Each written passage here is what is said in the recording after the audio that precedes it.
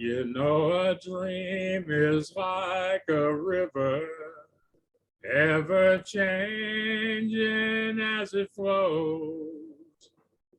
And a dreamer's just a vessel that must follow where it goes, trying to learn from what's behind and never knowing what's in store.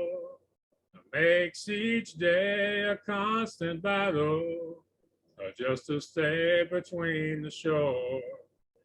Hello, ladies and gentlemen. I am Maxwell Ivy, known around the world as the Blind Blogger. And this is another episode of What's Your Excuse, where I hope to help you overcome your excuses that are holding you back by bringing you conversations with people who have overcome adversity, thrived in spite of difficult life circumstances, struck out on their own and started a unique business, or have real world tested advice to help you take action in your own lives. And you can find me at theblindblogger.net. You can also find the podcast at wyexcuse.com. And of course, you can ask Alexa or Google to play What's Your Excuse. Also want to ask you to check out our sponsors, Blubbery for our podcasting hosting and the hosting of the What's Your Excuse Network. If you're thinking about starting a podcast, start off on a good foot by working with the great people over at Blubbery. And also this week, I want to ask y'all to check out my friends over at Crystal Creek Organics. I've been getting some good results with topical CBD cream from them, and it's really helped with knee pain and with fatigue. So I hope y'all will check them out. So today, I have to bring with y'all a guy who, at first, I wasn't sure was really a great fit for the podcast. But as I got to know him a little better, I've realized that he is ideally suited because this is a guy, his name is Jeff Smith, and he's a guy who in school failed at math, failed at English, yet he has written the biggest selling ever book on mathematics. In fact, he has written 7 #1 best-selling books.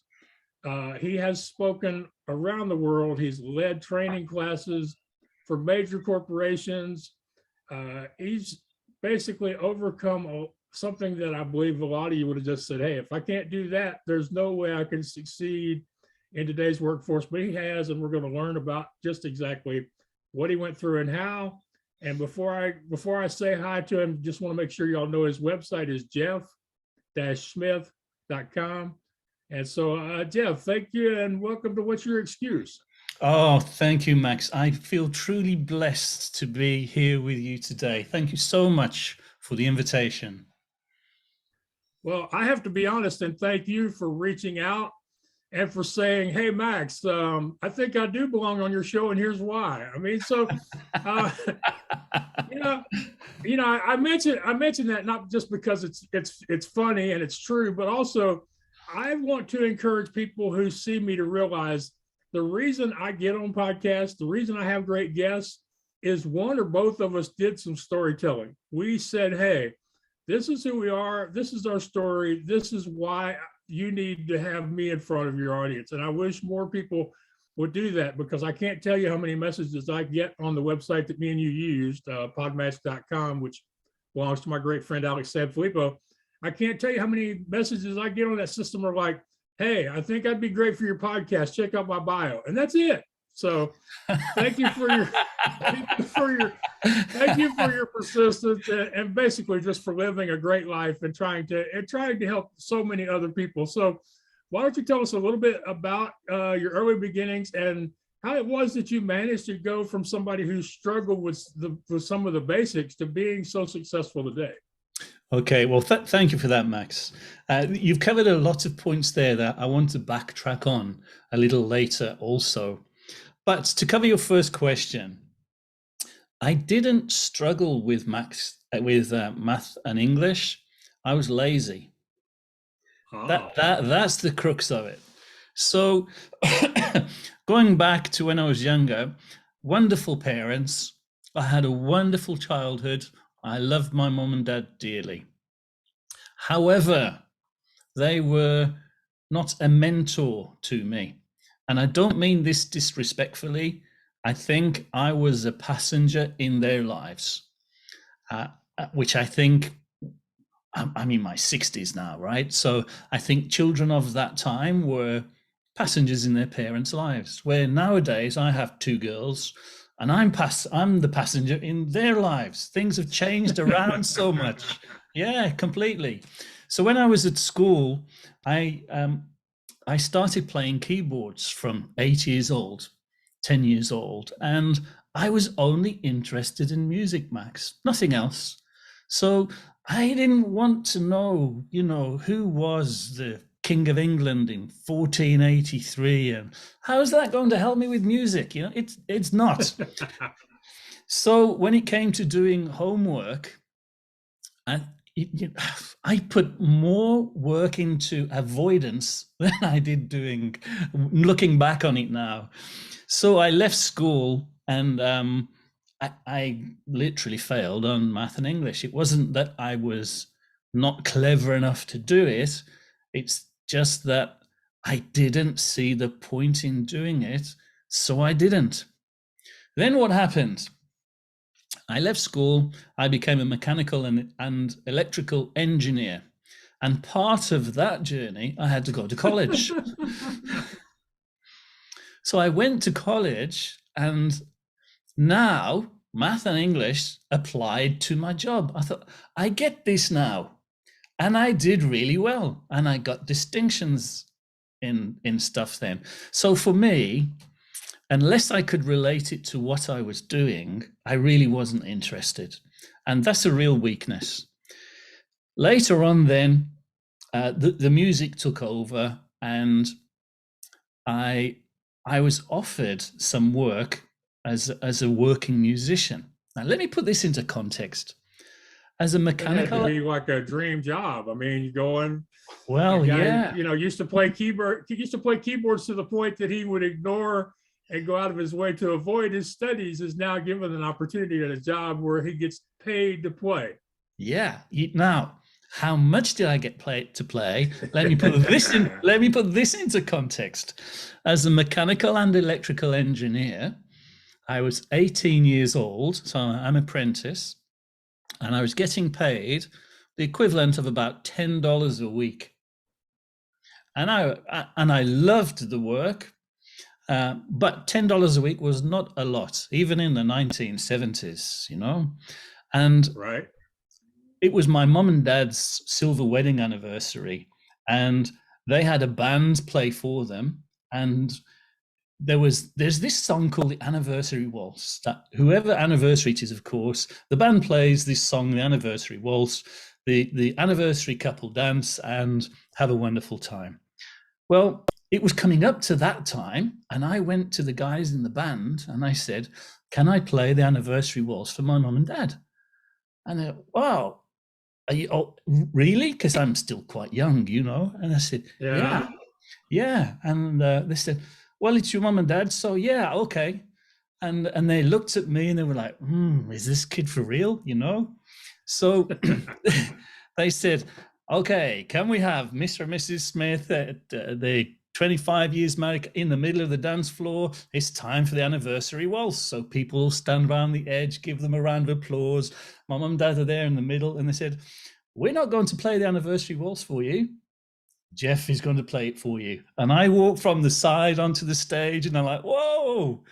So I started playing with the band, because everybody's going, wow, my mom and dad are in tears, because you can imagine how emotional this was. So it was a wonderful time. So I played the music, finished it, came off, went to give my mom and dad a big cuddle and love and that, and went to get a pint of beer. A guy came over to me at the bar and he said, Jeff, that was amazing. You're a better player than all of the guys in the band. And I went, that's very kind of you, but for me, it's just a hobby. And he said, I'm a music agent. I want to give you some work. And I said, I don't think that's for me. Now, let me remind you, I was getting paid $10 a week. So this guy said, I want to be your agent, and I want to give you I'll start you off with 3 gigs a week, 3 nights. Each night, I'm going to pay you $50. And I want to pay. So, do I The blind continue? guy shouldn't shake it. The blind guy shouldn't be shaking his head because I'll get mail on that. I will get mail. So Jeff, do you want to carry on working at $10 a week, or do you want to do $50 a night for 3 nights starting off? It was like, hell yeah, I'm gone. So I started doing that, and I couldn't balance the two. So my dad said, well, finish getting your papers as an electrician so you've got a trade to fall back upon, and then you can turn professional musician, which is what I did. Now, here's the thing. You say, I'm getting paid a lot of money, because I got paid a lot more money after that once I turned professional. And I fell out of love with it, Max. My dream wasn't my dream job. And I think sometimes when a passion becomes a job, you lose the passion for it. And that happened to me, specifically because as a musician and a chef or anything like that, where you're serving the public, you're working whilst everyone else is having a good time. So your good times are really limited on when you can do them. And I'm thinking, I actually don't like this life very much. I enjoy playing and I earn a lot of money from it. And you'll know it as a showman yourself. You're working when everybody else is not, right? Yeah, yeah. The only difference the only difference for me is I'm one of those people has really never found what you would call fun. So I mean, to me, there was work, and then there was what's the current expressions? There's working on your business and working in your business. So to me, my fun was, okay, I got through the week. We managed to avoid disaster one more time. Now what can Max do so that we don't get this close to the edge again next week? That was my fun, you know. Because trust me, when you operate an 8-ride fun fair in the state of Texas, where everybody has 3 times as many rides as you do, you spend a lot of time really close to the edge, you know. Yeah. I'm going to come back and interview you about your life, Max. It sounds fascinating. We'll get that on record. I would love to do that because you know, being on you interviewing me could do nothing but improve my my profile and probably get me some more work as a speaker. So heck yeah, I'll do that. Yeah, sure. But yeah, I was thinking the same thing. Like you said, when you're working, everybody else is having fun. And the other thing is you have to deal with people having fun that maybe have a little too much fun, but you still have to deal with that while you're also working. So yeah, yeah. So I thought this lifestyle is not for me. So I quit. I did not know what to do, and my dad said, well, I was still living with my parents at the time. I was about 23. And my dad said, well, it's okay you quitting, but you can't sit on your ass. You have to get out there, work, earn some money. Yeah. So I did. And I got a job in a car dealership. Now, I'd been working with some very successful and famous people when I was a musician. And I was fascinated in what makes successful people successful. And what I found is they all do 11 things in common. So I thought, if I apply those 11 things to my life, then the formula means I should also be successful, right? So I did. Okay. So I went from selling cars, I became sales manager to general manager, then a director. Then I was director of 10 full-blown dealerships. And this is where, when you're running one business, it's pretty tough. But when you're running 10 businesses in 10 different locations, you can't be at all of those locations. So you have to find some way of understanding what the heck is going on in each of these businesses at any one point in time. So I used KPI, key performance indicators. I thought everybody used these. In fact, very few people did. In fact, they did use them, but they didn't understand what they were and therefore how to use them correctly to maximize the effects in their business. So I accelerated real well. I then set up my own company in 1999 to do training. And one of the things I wanted to do was to give back, to say, thank you for the journey I've had so far. I've done real well. Now I need to contribute and give something back. So I wanted to tell people who are interested about key performance indicators and how to accelerate their business. So I wrote a book, and it was published in 2001. And at the beginning of your show, this is the book that you're talking about. So it is on record as the biggest selling book in history, or on the best-selling author in industry because of that book. And it's quite strange how it came about, because I'm self-published as well. I did not use a publisher. And I had a call from the biggest publisher in the world, which is an American company called Wiley Publications. And I had a phone call one day, and this guy said, "Hey, Jeff." I said, "Yeah." He said, "I'm Alex." I said, "Hey, Alex, what can I do for you?" He said, "I'm the editing director of Wiley Publications." Yeah, okay, cool. "How can I help you, Alex?" And he said, "We have the second best-selling book in the world on the subject of key performance indicators and business strategy. So what's my question?" I said, "Okay, that's good. So who's first?" And he said, "You're kidding me, right?" And I said, "No." And he said, "Man, it's you. You're everywhere." He said, if you look at the top 10, we have the number 2, the number 3, the number 4, and the number 5. The other books, I don't know who has those." He said, "But your book outsells the top 10 put together. You're that far ahead." I mean, wow, I never knew that, because I'm self-published. I don't measure stuff like that. And he said, "So will you write a book for us?" And I said, "Well, why would I want to do that?" And he said, "Well, you live in England, right?" I said, "Yes." And he said, "Well, we can get you in America, we can get you into Singapore, we can get you into Asia." I said, "Alex," he said, "Yeah." I said, "I'm already in America, Singapore, and Asia." So, and he said, "But I'd love you to write a book for us." And I said, "I'm on a particular journey of my own. At some point in the future, maybe we can speak again, but right now it's not for me. I need to write some other stuff first." And he said, "Sure, I'll give you a call in a couple of years if that's okay." And I said, "Yeah, sure." Anyway, so that's how I found out about the success of the book. So then I started researching it a little bit more, but it's quite fascinating.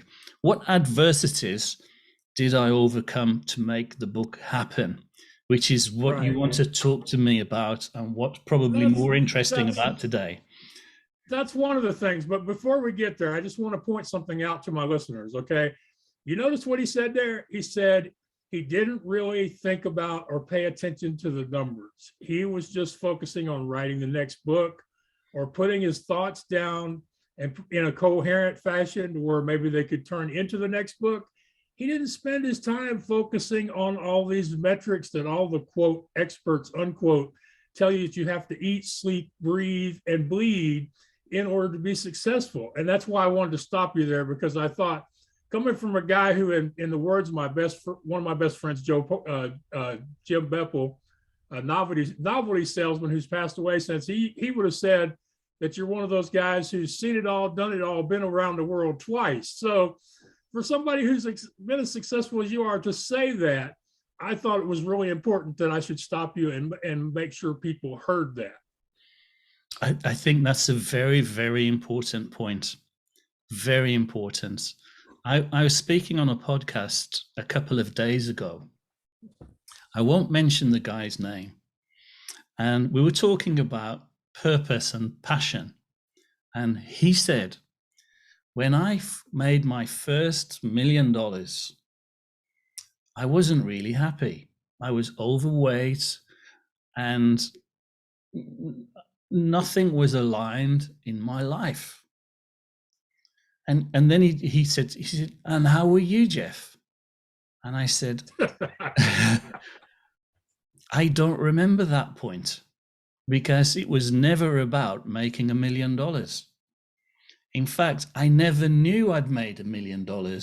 Someone else told me some years later that I'd done it, which comes back to your point, really. So I think what I would like to add to that, because it's a very important point, Max, if someone listening here now thinks, I want to write a book and make $1 million, you probably got the wrong plan to begin with. Because for me, and this is just for me, writing the book, as I said earlier, was one method for me of contribution, of giving thanks and to give back, to help other people who will be traveling my journey. Never did I ever think it would turn into what it has turned into. I, of course, would like it to be that. And here's the point I want to make. I wrote a goal for it. And on my goal, I wrote some very clear things in there. And it was never about me. It was never about the book. It was about the person that was going to receive the book. And I wrote, when people read this book, they're going to say, wow, this is so easy to read. Not only is it easy to read from a psychological point of view, because some books are difficult to read with language and things like that, right? So it's easy to read from that point of view, but it takes something complex and makes it easy to understand. So I had that in my goal right from the beginning. And when I started writing my book, it wasn't living up to the goal I'd written. So I had to scrap it and begin again. And I started this book 7 times before it fit the goal. Now, this is a really important point to make, and it comes back to the point you made, because I was speaking to another lady a couple of months ago, and she said, hey, Jeff, I want you to help me with writing my book. And I said, sure. And I said, why do you want to write a book? And she says, oh, I've already written a book. This is my second book. And I said, okay, so if you've already completed the journey once, what do you want me to do on your second journey? And she said, because the book that I've written sits in the garage. I haven't sold any. And I said, okay, so when you did your goal, what was your goal? And she said, my goal was to write a book. And I said, so your goal was fulfilled. Your goal perhaps should have been, this book was about real estate. She said, I said, your book perhaps should have been, or your goal for the book should have been, I want to help people to really understand real estate, how to buy property well, how to sell property well, when to do it in the cycle so that it can buy more properties, make more profit in the right kind of way, and help them on that journey. So it's the purpose of the book. And she started crying. And she said, I get it now. My goal was to write the book, and the universe delivered to me. I wrote the book. My goal was never to sell the book. It was just to write a book. So to recap on what you said there, it's really important that you get your goal specific to what you want to achieve, and you only measure the things that are relevant to that achievement, which comes back to what you said earlier, right? There are gurus that say, measure this, measure that, do this, do that. I just focused on what I wanted the book to achieve. That's it. For the reader, for the consumer, not for me. Right. And I want to personally thank you right now for an aha moment. I like to tell other people that if you're hosting a podcast and you're not learning or relearning something from your guests, then you're doing it wrong. So when I published my first book, Leading You Out of the Darkness into the Light, my goal for that book was to help people actually finally take action to improve their circumstances. It wasn't, part of it was to finish the book and actually say that I had published it. But really, the goal was to help other people find a way to do some of the things I've done. And even though it's shorter than my other books, even though I've gotten much better as a writer since then, that book still sells more copies than the other 3 books I've written. And I think just from listening to you talk here, I've realized that I need to go back and re-examine what I was thinking at the time I wrote those other books. Mm. I may need to go through the editing process again, actually. Mm-hmm. What do you think you were thinking for the other 3, Max? Let me put you on the spot now. No, I don't mind being put on the spot. You obviously haven't seen me as a guest, because I quite often will think my way through host questions, and some of them think it's great theater and some of them think it's horrible radio. So it just depends on your point of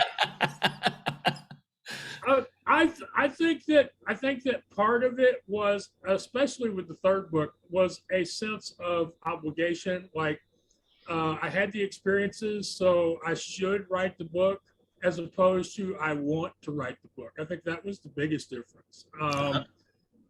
And also, there really wasn't the level of difficulty. When I wrote my first book, basically I wrote my first book on a dare. Somebody said they thought I could write. See, y'all, he doesn't know me. He doesn't know me very well. You got to explain this very one. well, y'all. I don't know you at all. He doesn't know me very well, y'all. So you write a book on a dare. Come on, you have to explain this to me. Okay.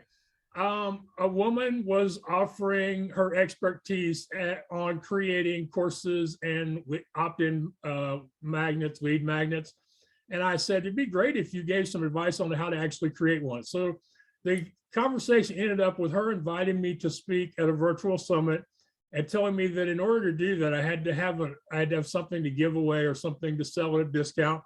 She said, Max, I think you can write a book, and I think you can write the book in the next 60 days. And I said, well, you're out of your freaking mind, because, and she said, she shared her favorite quote with me. She said, Max, Richard Branson is known for saying, promise to deliver and then figure out a way how. And I said, that sounds great. That sounds like something I believe in. I said, but if this don't happen, I'm going to tell everybody this was your fault. So 4 weeks later, I'm writing the book, and I'm having a great time rediscovering my love for writing.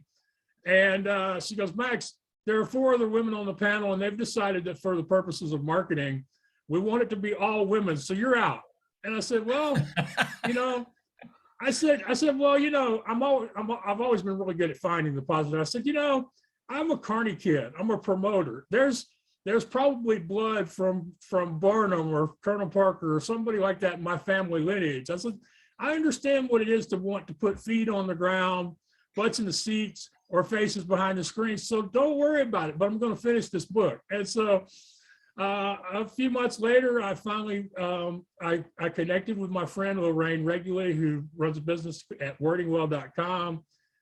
She stepped up to help me edit it and format it and submit it through the self-publishing process. And we were good friends before that, but we're really good friends now, to the point, I think if I sent her an outline and told her to write my next book, she probably could do it for me. Wow. Because she's just gotten really good at understanding the way I think and approach life. I wouldn't do it, but I'm saying I think she knows me that well. So I wrote my first book on a dare. Hell, a few months ago, I wrote a song on a dare, and people say it's a really good song called "If You Don't Ask." I mean, the answer's always no. Well, my dad used to say, "If you don't ask, they can't say yes," which is where the expression in the song came from. But I'm supposed to be interviewing you, not the other way around. But we do that sort of stuff here at What's Your Excuse? So before I lose total control, y'all, I'm sitting here with Jeff Smith, and we're having a great time talking about his journey and he's going to tell me a little bit more about his publishing process here in a minute. You can find him at jeff-smith.com.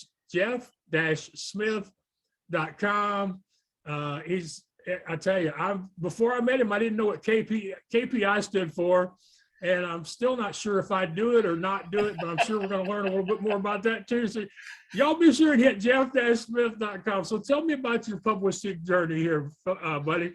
Okay, so shall we address your first question, which is KPI? What the heck does this stand for? So KPI, it's the letters standing for Key Performance Indicators. What is a key performance indicator? When we measure stuff, it can be anything. We're using key performance indicators. When you sit in your car and you look at the instrument panel in front of you, you're looking at a dashboard of instruments, all of which are key performance indicators. And we make judgments essentially on understanding where we are to where we want to be, whether that be profitability, whether it be in sales volume, whether it be your own personal journey on publishing, whatever it might be. But the term KPI, or key performance indicators, is usually limited for business use, but we all use them in our everyday life anyway. So my speciality, I think I've been blessed with a gift to understand what they are and how to use them. And coming back to what you said earlier, I have this gift, and I think I have the duty to write the book to explain. I don't like writing. It's not my thing. I consider it a burden, but I've been blessed with this gift. So that's what I do, because people tell me that's what the market requires. But I don't enjoy that part of what I do. What I really do is speak at conferences, run training courses, and do one-to-one mentorship. That's what I love to do most. So key performance indicators, it's like a roadmap, if you will, for understanding, particularly in business, for understanding where you are, identifying your goals accurately, with clarity, and then mapping out the journey upon which you want to embark upon. And the key performance indicators are like your voice is coming back to you saying, hey, this is where you were, this is where you are now. Have a think about what you need to do to get from where you are now, from where you want to be. Are your actions moving you in the direction of choice, or are you out left, out right somewhere? So that's the purpose of key performance indicators, and that's what KPI stands for. Does that help you, Max? Well, it helps me a little, but what I'm hoping is maybe you could apply it to something that I know that at least some of my audience has attempted or is doing right now. Could you give us some idea of what you think the key performance indicators would be, say, for an aspiring self-published author, or say for a podcaster, or even say for somebody who's like me trying to build a podcast network? What would be where would you take the KPI? How would you begin that process, and what would be some of the things that just occur to you would be some of the things you'd want to be paying attention to? Okay, so let's take the subject of podcasting. And I'm not a host. I just invited to be a guest here and there. So let's take hosting.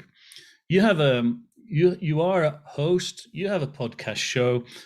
What are your objectives as a host, Max? What's your purpose for having a podcast show? I think there are three of them. One is I enjoy it.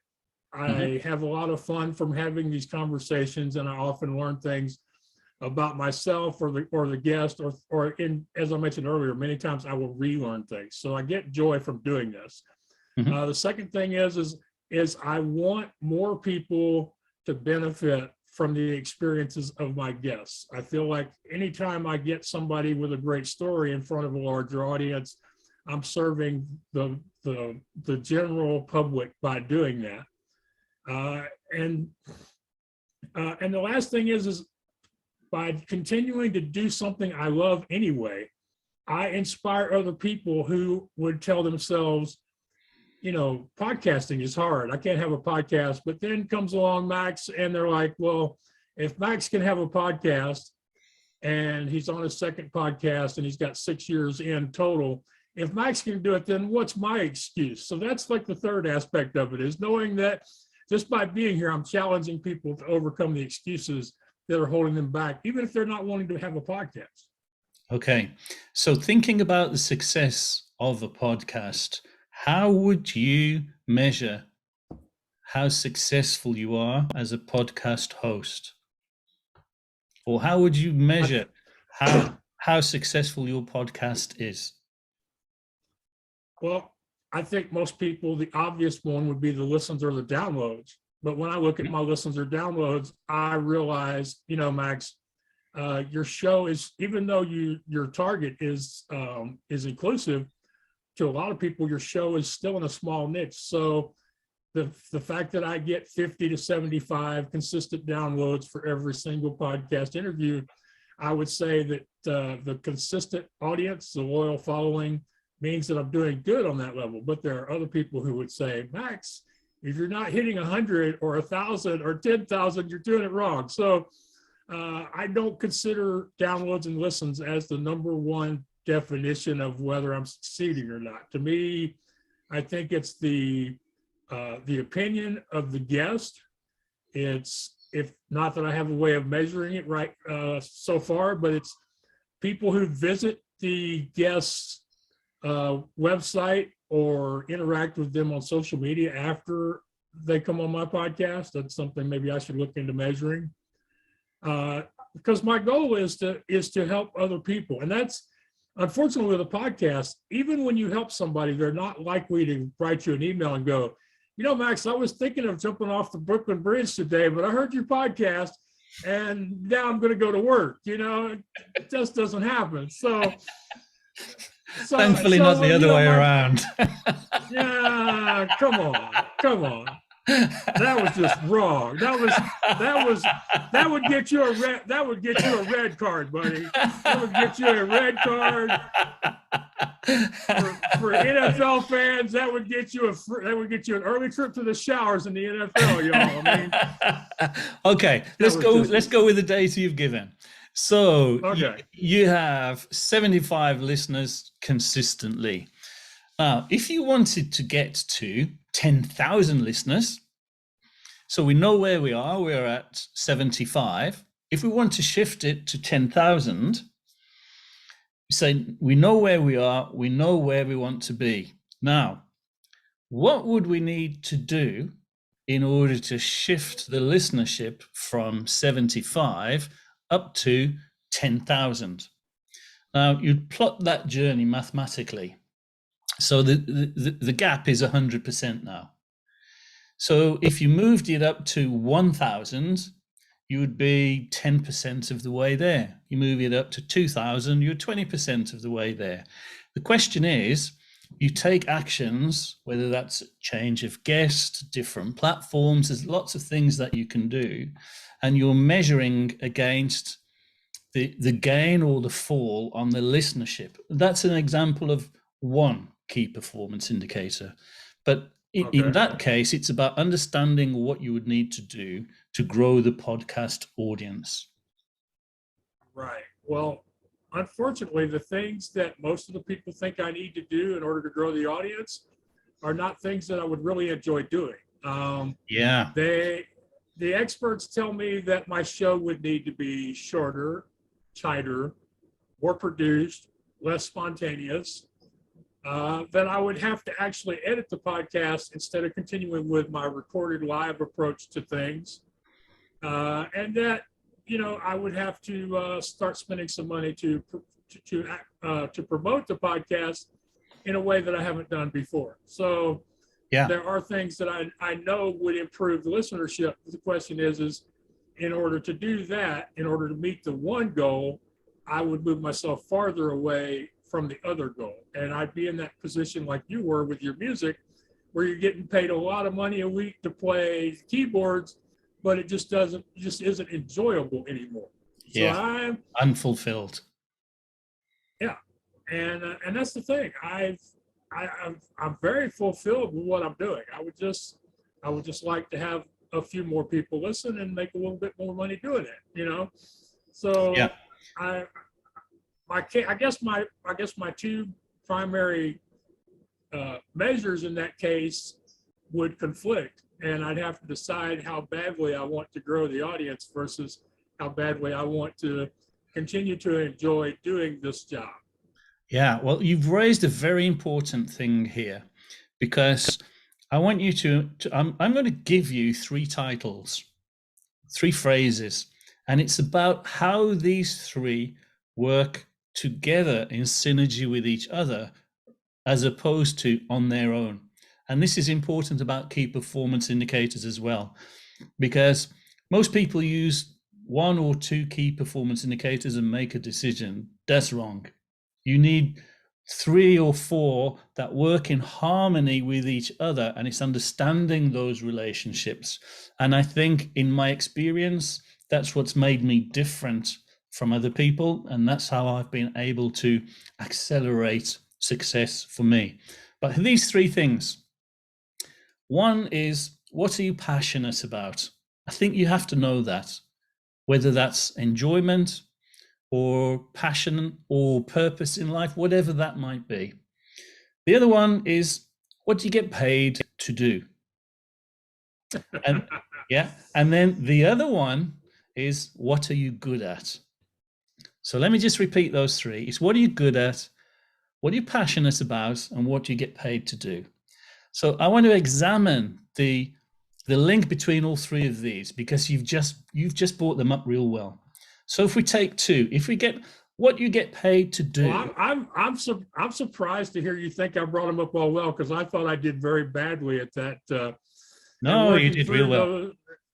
Okay, all right. I just Am I want going to to get a bill for this in the mail or something at some point? I mean, well, you keep raising the points. You throw them, I'll hit them. So, all right. So, what do you get paid to do, and what you're good at? So, if you're good at something and you get paid to do it, but you don't enjoy it, you end up unfulfilled. And that's what you're talking about, growing your podcast in areas that perhaps you don't want to grow. And that's really important. And what I find is people who are good at something, who get paid to do it, they have this thing called a job. It's work. And they can do real well and think there's something missing from their life. They're unfulfilled. And I hear this so often. So I'm good at it. I get paid. I just don't enjoy it. Okay, so that's the one relationship.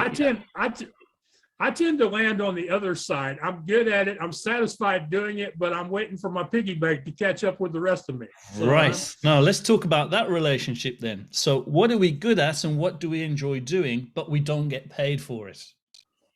Okay. So what are we good at? What's our passion? What's our purpose? But we don't get paid for it. So if we look at what we're passionate about and what we're good at it and don't get paid, that's unsustainable. Yeah. Yeah. So that's okay, providing you're getting income from somewhere else to support that. And what we find here is people are passionate about things that can do things that they're good at, but not necessarily get paid. Might be a podcast to share your knowledge and things. People who do charity work. I do lots of charity work myself too.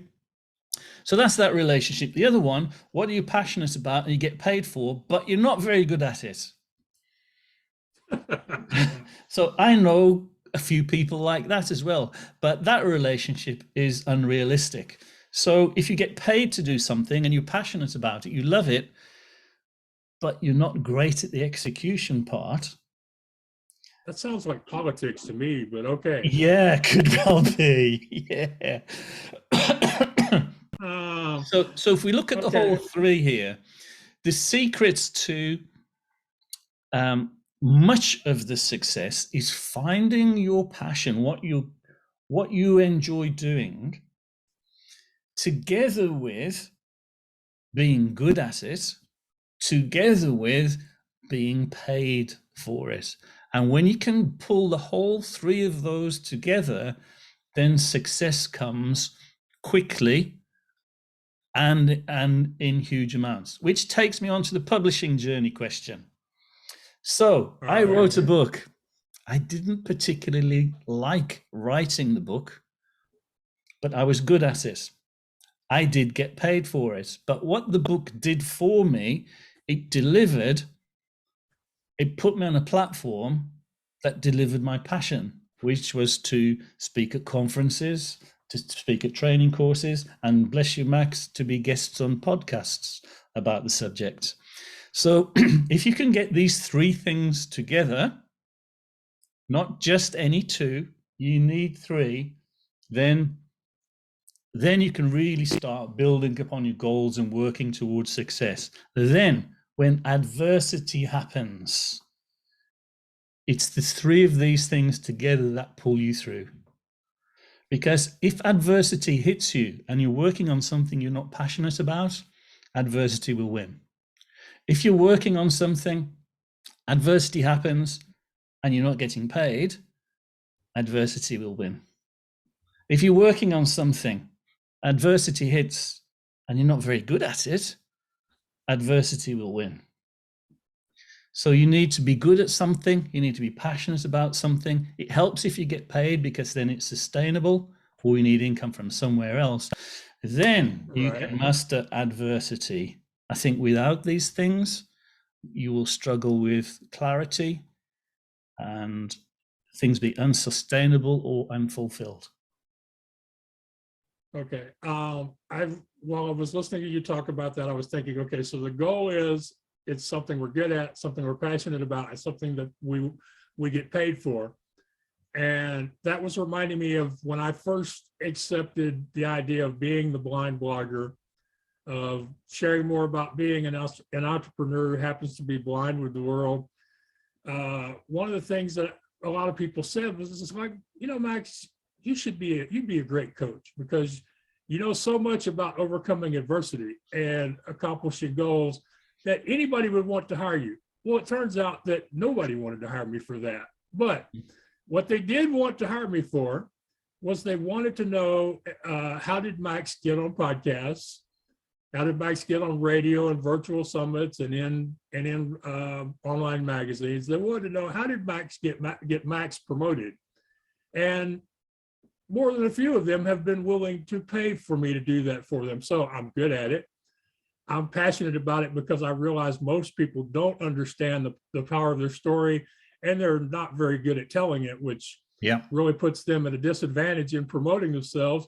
So in that case, those three things have all come together as what I like to call online and being an online media publicist. So it has all three of those things, plus it provides enough income for me to do a couple of things that I'm passionate about and good at, but not getting paid for. There you go. Absolutely. So I've been doing KPI and didn't know it, man. That's another thing I was doing and didn't. I'm convinced. I am convinced that one of the biggest problems is that people put names to stuff and it makes them harder. Because I've done a lot of things in my life. When I was still selling used Carnival rides on my other website, I recorded some videos and was perfectly fine doing it because I never thought of it as a podcast. A lot of people, they're great recording YouTube videos, but if you tell them they're going to do a podcast, their mind seizes up. So, I think for a lot of people, it's just once you give the dog a name, it becomes a problem. So there's another thing I was doing and didn't realize I was doing it. Okay. All right. Well, here's another interesting fact for you. You've done it again, Max. Here we go. When I was 18, I decided to find out, to begin this journey of how do successful people become successful? And at my young age, that was a millionaire. How does a millionaire become a millionaire? Because my parents were great. I wouldn't say we were poor, because I think that's a state of mind. We were broke. That's a state of pocket. There's the difference between the two. So I was born into debt, educated in debt. My life expectation was debt. And as a musician, I sold a keyboard that was double the value of the home that we were in. And my dad could not afford the home. We rented it from the state. So it was $2,000. And then a guy bought this keyboard for $4,000. And I'm like, wow, how is it? And he paid folding money. So I'm thinking, how is it? How is it that someone can amass such wealth and be successful when my dad, who is a really smart engineer, didn't? So I began that journey. Over the next 25 years, I interviewed 325 millionaires, successful people. I found out that they all did 11 things in common. Now, here's the interesting thing, Max, which is back to what you said. Okay. I'm going to be interested to hear this because Max ain't no millionaire. That's for damn sure. Yeah. So many of these people were not aware that they were fulfilling these 11 steps. They did not know. They just did them innate. Some people knew they were doing some of them, but it's fascinating. The people that were oblivious, once I told them what the 11 steps were and what they were doing, it was, well, yeah, I do that, but I never knew they were part of the 11 steps of success. Now I know what they are. I can accelerate my development at a much faster rate, which is what they did. Isn't that fascinating? And that's just exactly what you said. So you've been using key performance indicators this whole time, you just never knew it. Okay. So the key now is The key now is to figure out if Max has been using these 11 important principles for years, why Max hasn't succeeded with them. That's what Max needs to figure out next. I said key performance indicators in your case, not the 11 steps of success. And okay, I lost track of you there. Yeah, and then the other thing was your game plan, your goal. Was it to earn $1 million? Was it? No. There you go. That's why you don't have it, because that wasn't in the plan. Yeah, if you don't ask, I'm the. Oh. All right. Okay, we got to give the guest bonus points for using the host's catchphrase against him. So,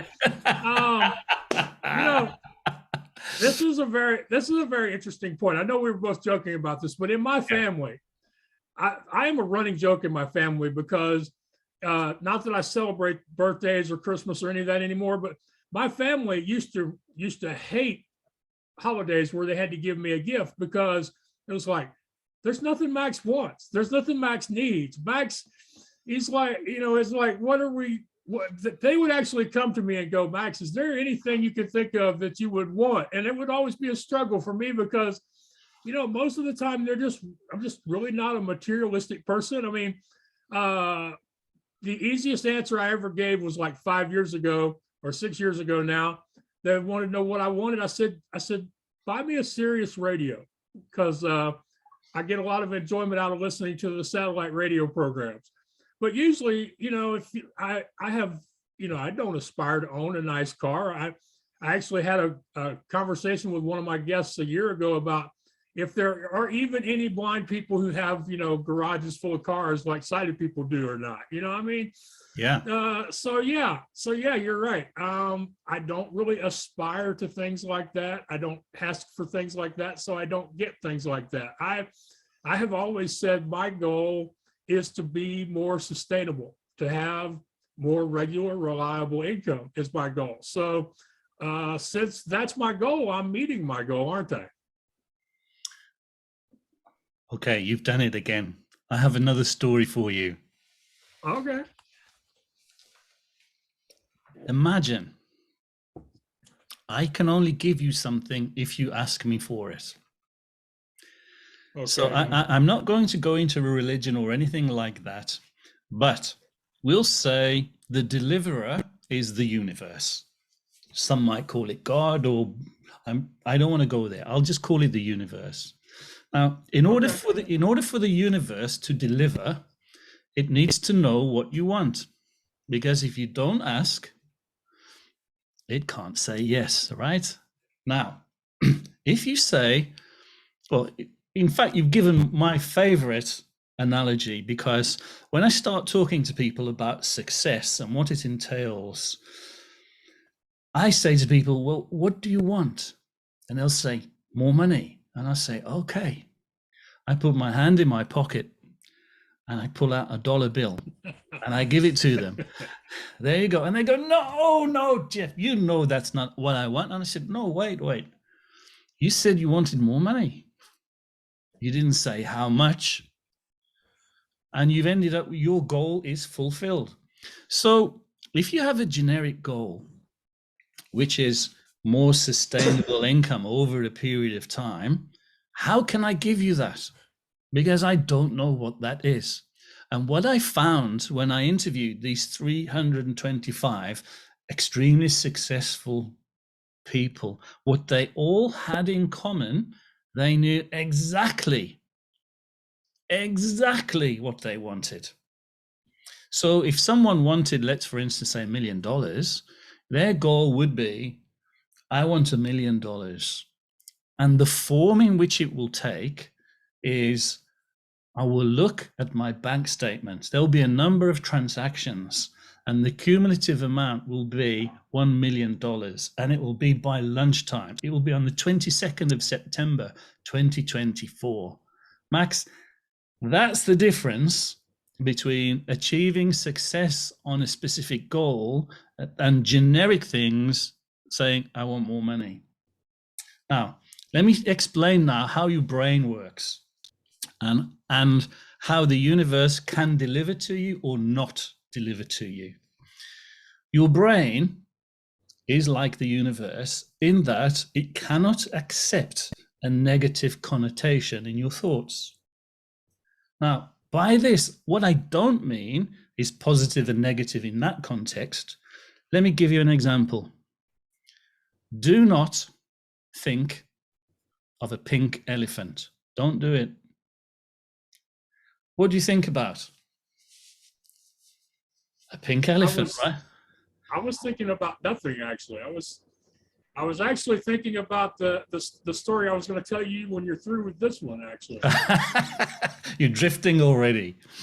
So the point that your brain works like it's the dangers of talking. It's the dangers of talking with a storyteller. I'm sorry. Yeah, that's okay. So what happens, your brain is like Google. So if you go onto Google and you search, do not show a red car, and then you press search, what will happen? It will show you a red car. Why? Because it cannot accept the negative connotation. Google, just like your brain, just like the universe, doesn't come back to you and say, oh, you don't want a red car. What would you like instead? Now, our brain does not have that capacity. So here's what happens with people who are not as successful as perhaps they would like to be. They're in a situation and they think, oh, I hope this doesn't happen. That's like saying to Google, don't show me a red car. See, the universe can only deliver what you're thinking about. And here's the point, whether you want it or not. Because it doesn't have the ability to come back to you and say, if you don't want that, what do you want instead? So some critical thinking is you think about what you do want, as opposed to thinking about what you don't want. Because you become what you think about, whether you want it or whether you don't want it. Right. Yeah, I agree with you. And I actually applied that when it comes to my public speaking, because in the beginning I was like, I just want the opportunity to get in front of people and share my stories and hopefully have an effect on them. And as a result of that, I never got paid, and most of the speaking opportunities were away from my home. Yep. So you got what you asked for. yeah, I got one of those experiences went horribly wrong. And when I got back home, I talked to some very good friends of mine, and I came up with a new list. And I said, okay, from now on, for the next year, Max doesn't leave Houston or Conroe, which is outside of Houston. Max doesn't leave Conroe unless they pay his expenses or unless they pay him at least $1,000 or both. And for the next year, I either got invited or was accepted to speak here in the Houston area, or people met my expenses. So as I set my own standards higher and said, this is what I'm willing to accept, those things started showing up. So I can't disagree with you when you talk about being specific in what we ask for. Absolutely. If you don't ask, you're starting to piss me off, man. Well,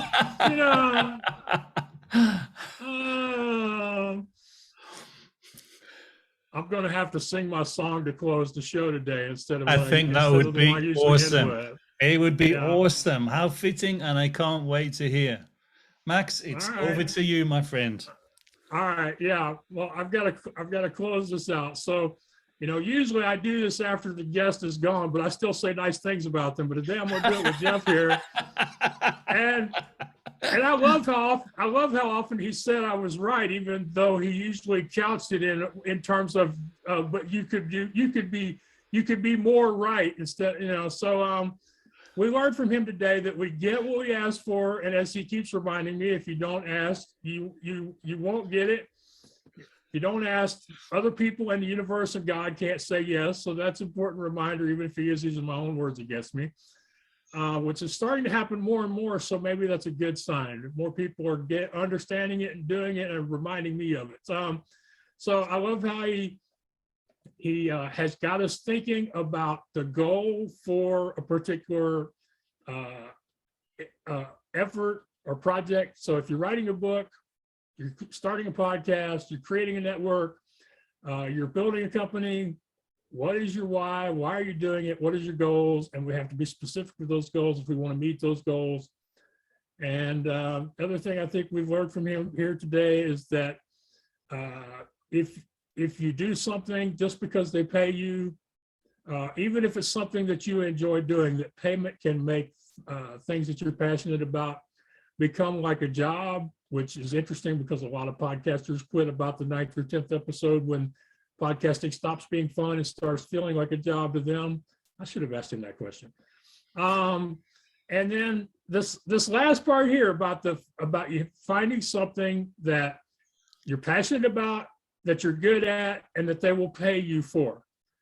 If you can make those three things happen, then you can be really successful at whatever it is you're doing. So that's a great reminder. So we want to thank Jeff Smith for coming on the podcast. You can find him at jeff-smith.com. We want to thank Blubbery for sponsoring the show. We want to thank Crystal Creek Organics for making Max feel good enough to do the show.